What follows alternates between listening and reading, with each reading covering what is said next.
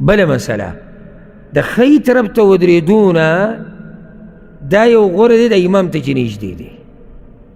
دا بله مسله یاد کړه.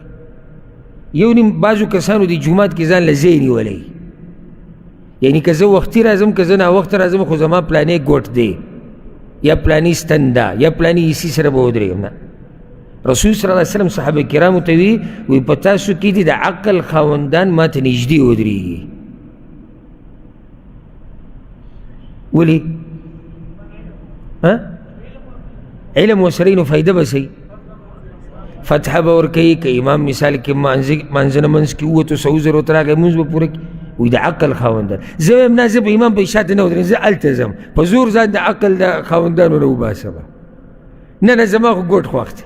لکه رسول الله صلی الله علیه وسلم وایي د عقل خاوندان دي دلته به پسې شاته ودرېږي. پوه شوې په دې مسله کې؟ کوشش د اولني صف، په اولني صف کې کوشش د کوم ځي؟ امام پسې شاته. چې اولنی صف پوره شو کوشش د دویم صف، بیا د دریم او په دې طریقې سره جومات ډکېږي. او زه بار بار وایم زموږ د پښتنو جوماتونه د شا نه ډکېږي.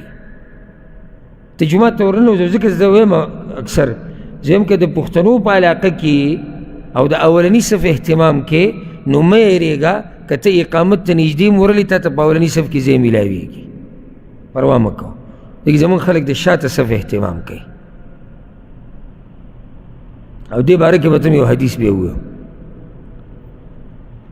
زموږ خلک هغه شاته ګوټ اولنی صف ښکاري. او زه په خپله دې جومات کې زما ډېر وخوښ شو، بلکې په دې ملک کې الحمدلله زما ډېر وخوښ شو.